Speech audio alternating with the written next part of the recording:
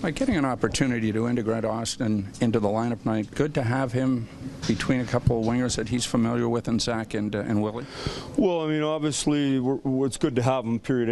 Any good players, you need them in their lineup as much as you can. Obviously, he's been off for a while, and we look forward to having him back. As far as the wingers, all we're trying to do is win a game. We never really went through that, who he's most comfortable with or not most comfortable with.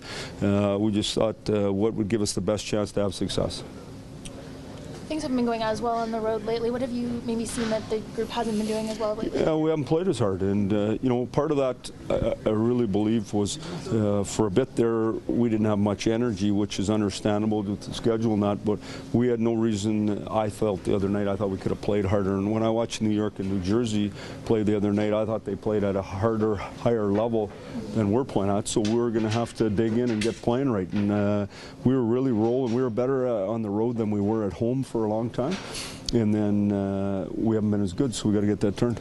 Mike, it's not like Austin missed a ton of time. He missed 6 games, but do you expect some rust to his game, given the nature of the injury? Well, the way the injury was, obviously, he still was on the ice and still going, and, you know, they got protocol for all these things, so they went through all that protocol, but he still skated pretty good, so it's not like he's been sitting around. Now, in saying all that, we're going to watch the game tonight and we'll know. You know, I mean, I don't know at this point. I expect him to be good. Oh, Marlo and Hainsey played tonight?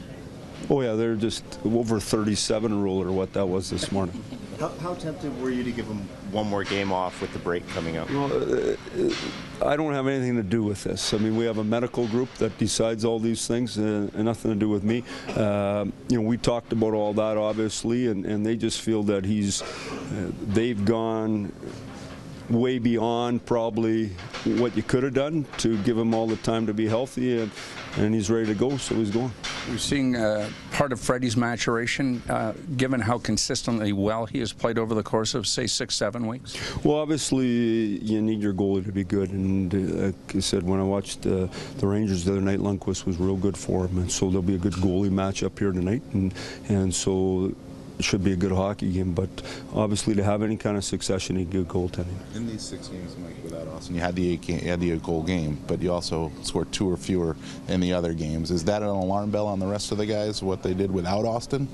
Well, okay, so, you know, the 4 games that he missed before when we went 4-0, so really, I think we're 6-4 without him, is that right? Yeah, that is. So that's the whole math.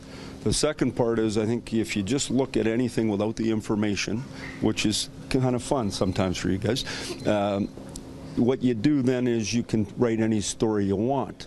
But the story was we played 5 games in 7 days. If you check out the whole National Hockey League, there won't be one other this year. So in that part, does that have anything to do with it? And I'm not trying to take anything away from Austin, but we got a good team. We got good players besides Austin.